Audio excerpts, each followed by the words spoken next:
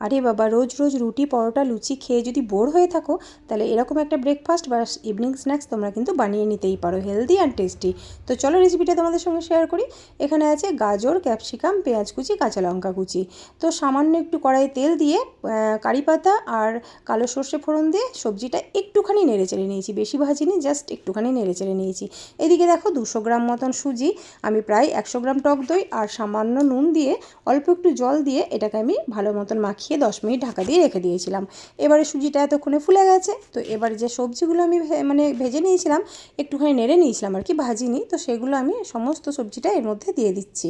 দিয়ে খুব ভালো মতন এটাকে আমি মিশিয়ে নেব। তো তার মধ্যে আরও কিছু জিনিস অ্যাড করে দেবো। তো এই যে দিয়ে দিলাম স্বাদ মতো নুন, যেহেতু নুনটা সুজির মধ্যে আমি আগেই দিয়েছি তাই একটুখানি বুঝে দিয়েছি। এবারে দিয়ে দিলাম সামান্য একটু চিলি ফ্লেক্স, তোমরা ঝাল না খেলে না দিতে পারো। দিয়েছি 1 মুঠো ধনেপাতা কুচি। এবার সব কিছু খুব ভালো মতন একসঙ্গে মিশিয়ে নিতে হবে। তোমরা চাইলে এটা হাত দিয়েও মেখে নিতে পারো। এবার এই যে দেখো ব্যাটারটা একটু ঘন হয়েছে, তো এর মধ্যে আমি অল্প একটু জল দিয়ে ঠিক একটা ব্যাটার বানিয়ে নেব। খুব বেশি ঘনও হবে না, আবার পাতলা হবে না। দেখতেই পাচ্ছ তোমরা ঘনত্বটা কতটা রেখেছি। তো এই যে এবার এর মধ্যে আমি দিয়ে দিয়েছি, দেখো এই যে একটা খুব ছোটো চামচের 1 চামচ বেকিং পাউডার, আর দিয়েছি এই ছোটো চামচ মানে 1/4 চা চামচ বলতে পারো বেকিং সোডা। দিয়ে এটাকে আমি 1 চামচ জল দিয়ে একই ডিরেকশানে ঘুরিয়ে মিশিয়ে নিতে হবে। তো এটা মেশানো হয়ে গেছে। তো এই যে দেখো, বুঝতেই পারছো কতটা ফুলে গেছে ব্যাটারটা। তো চলো এবার কড়াই বসিয়ে দিয়েছি গ্যাসে, কড়াইটা গরম হয়ে গেছে। এর মধ্যে আমি দিয়ে দিলাম প্রায় 2 টেবিল চামচ মতন সাদা তেল। তারপর কড়াইটা ধরে মানে হাতলটা ধরে খুব ভালো মতন কড়াই তেলটা বুলিয়ে নিয়েছি। এবারে এর মধ্যে দিয়ে দিলাম কালো সর্ষে ফোড়ন, সর্ষেটা একটু বেশি দিলেই কিন্তু ভালো লাগে, তাই আমি আরও একটু দিয়ে দিলাম। আর দিয়ে দিয়েছি এই যে দেখো কারি পাতা। তো বেশ কিছুটা কারি পাতা আমি এখানে দিয়ে দিয়েছি।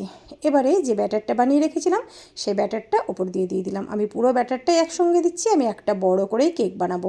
কি বলো তো, এটা চাইলে তোমরা তাওয়ার মধ্যে একটা একটা করেও বানিয়ে নিতে পারো ছোট ছোট করে, তবে এটা দিলে আমার মনে হয় এভাবে সুবিধে, একটা বড় বানিয়ে মানে বসিয়ে দিলে হয়ে যায়, একদম ঝটপট হয়ে যাবে। তো তারপর ওপর থেকে একটুখানি ধনেপাতা কুচি, একটুখানি চিলি ফ্লেক্স, কারি পাতা আমি সাজিয়ে দিয়েছি, এগুলো কিন্তু সাজানোর জন্য। তারপরে এবারে এটাকে আমি ঢাকা দিয়ে একদম লো ফ্লেমে 10 মিনিট হতে দেবো। তো 10 মিনিট পর আমি ফিরে আসছি।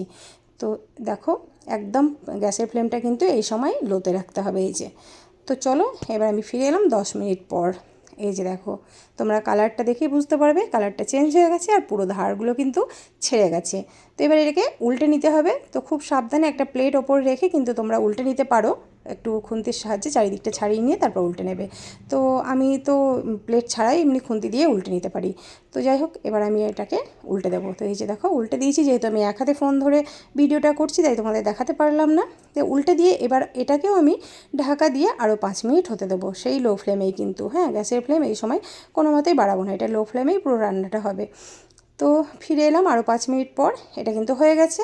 তো তোমরা বুঝবে কি করে যে এটা হয়ে গেছে? এই যে একটা চাকু এরমভাবে তোমরা গেঁথে দেখে নিতে পারো, চাকুটা ক্লিন বেরিয়েছে এই যে দেখো, বা একটা কাঁটা চামচ দিয়েও দেখে নিতে পারো। তো ক্লিন বেরিয়েছে মানে এটা হয়ে গেছে। তো ব্যাস, এটাকে এবার আমি প্লেটে ঢেলে নেবো। তো আমি আরেকবার উল্টে দিয়েছি, দেখো এটা দেখতে কতটা সুন্দর হয়েছে, তাহলে বুঝতেই পারছো যে খেতে কতটা টেস্টি হবে। তো এবার এটাকে আমি একটা প্লেটে তুলে নিয়ে তারপর এটাকে কেটে সার্ভ করব। তো এটা কিন্তু যে কোনো চাটনি দিয়ে খেতে খুব ভালো লাগে, গ্রিন চাটনি দিয়েও দারুণ লাগে। তো এই যে দেখো আমি কেটে নিয়েছি, তোমরা দেখেই বুঝতে পারবে ভেতরটা পুরো সবজিতে ঠাসা, মানে একদম হেলদি অ্যান্ড টেস্টি বলতে পারো। তো একবার অবশ্যই এইভাবে বানিয়ে দেখো আর আমাকে জানিও যে তোমাদের কেমন লেগেছে। আশা করি নিরাশ হবে না। তো আজকের রেসিপিটা তোমাদের কেমন লাগলো অবশ্যই জানিও। ভালো লাগলে একটা লাইক কমেন্ট শেয়ার করে দিও। যারা ফেসবুক থেকে দেখছো প্লিজ ফলো করে দিও, আর যারা ইউটিউব থেকে দেখছো আমার চ্যানেলটি সাবস্ক্রাইব করে পাশে থাকার অনুরোধ রইল।